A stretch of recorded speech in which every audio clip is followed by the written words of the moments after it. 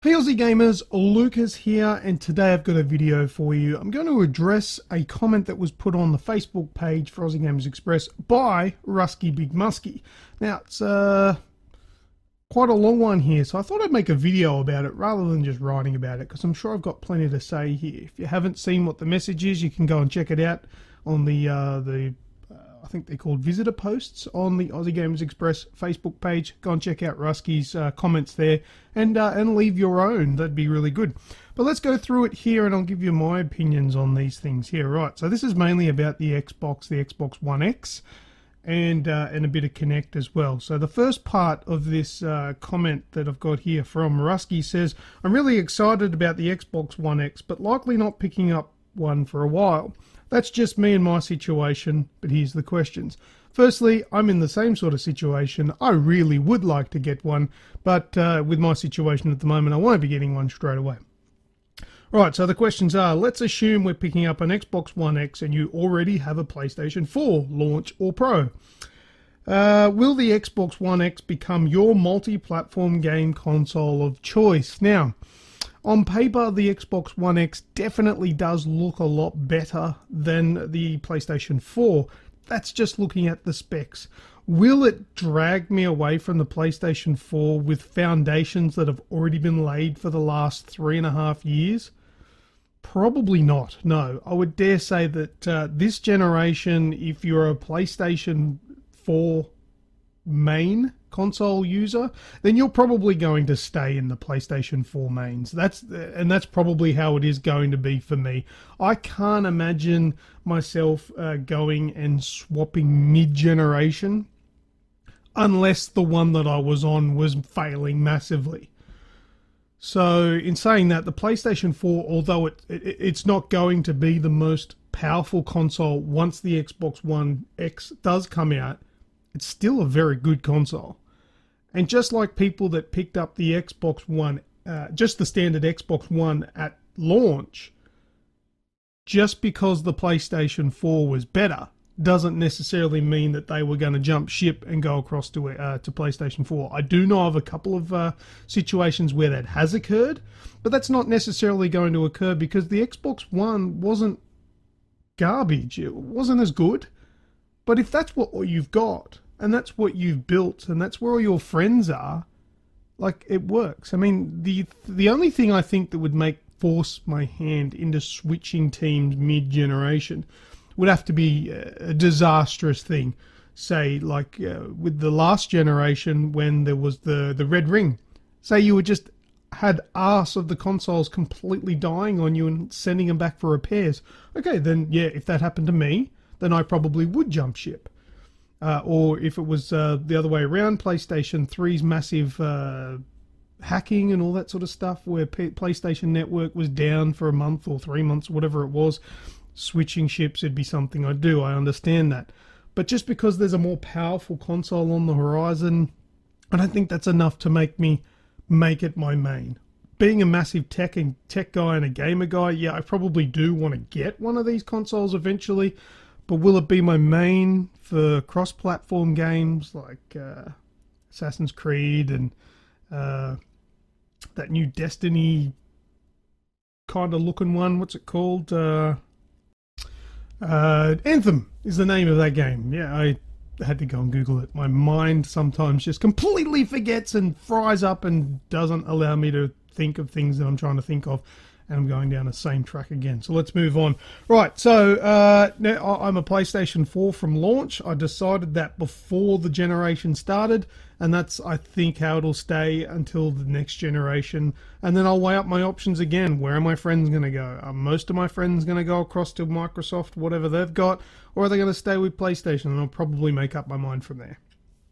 All right, so the next portion of this little comment here I've got from Rusky is, currently the PS4 is my console of choice for multi-platform games, same here.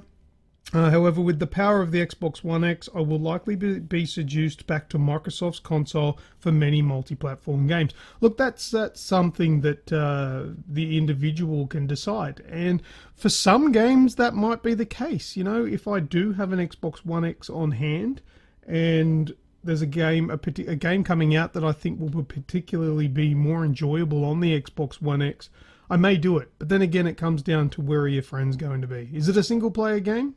It probably doesn't matter if you get it on the Xbox One X or on the PlayStation. But I don't know. Depends where I think and the individual thinks the most enjoyment is going to be. All right, next part of this. If the early reports are true, quicker loading, better performance, and higher resolutions will always win me over. The question for me now is, when will I eventually get one? How about you? What are your plans? My plans? I'm going to play it by ear. My next console purchase is... It still has to be the Nintendo Switch. The Nintendo Switch is getting some... it's gaining some ground. It's doing well. It's outselling PlayStation and Xbox for the last 2 months. I know, because it's a new thing. Not as many people have them yet, but that's a good sign. And a lot of developers are jumping on board to come and develop games for it. LA Noire is coming to the Switch. I mean, I know it's a last generation game, but it's good to see developers taking the time and interest of in the Nintendo Switch to put games on it. So that's probably where my next wad of cash is going, is towards the Nintendo Switch. And then maybe sometime down the track, maybe latest, maybe around June, July 2018, I might find myself with an Xbox One X. Tax time. All right, next part is follow-up to this question would be, is anyone else bothered by the way Microsoft has handled the Kinect? Yes, absolutely I'm bothered by the way that Microsoft has handled the Kinect. I bought a Kinect. And simply because I kind of like the technology. I like the voice commands, and I like what it could be used for, but it's not used for anything. You're right, it has been dropped. It's been absolutely just discontinued, basically, to the point where even in the newest console, the Xbox One S, it doesn't support it. You need to get yourself an adapter. Yeah, they did give you the grace period, which Rusky mentions here, where you could get the adapter for free, but that's finished now. Kinect is basically forgotten. Microsoft just didn't want to piss off the current owners, but they're not selling it anymore. They don't care. They don't want people to have it. I have my Kinect connected to my Xbox One S. The voice commands don't even work anymore. I can't say Xbox on. It's set in the settings to allow Xbox on voice command, but when the Xbox is in rest mode, the Kinect is off. The light on the little thing is off. For me to know that the Kinect was listening, that little light on the Kinect itself had to be on. It's not on anymore unless I turn it on. And then the only times that Cortana actually turns on and says that it's listening is when I haven't said anything. And it's only when whatever I'm playing on YouTube or Netflix might say something similar to Cortana, like, fuck off. And then she listens. Huh? What? Are you talking to me? Yeah, I'm talking to you. Cortana, you suck. So I'm a little bit pissed off with how it's been handled. It's not optimized anymore. It doesn't work. It's not supported. It's an absolute piece of rubbish. The best thing that Kinect is used for these days is if you're live streaming on their Mixer streaming service and you want to show your face, you want a face cam, you can use Kinect. And it works good for that. But other than that, Kinect is dead. It's dead. Rest in peace, Kinect. Right, we'll move on to the next, and I think it's the last section of this from Rusky.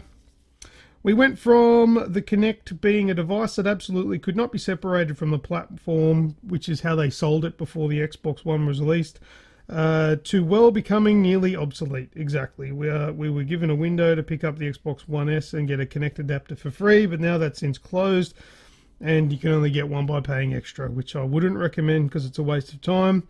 And don't even get me started on the limited functionality and total lack of game support. I cannot help it. I'm feeling bitter.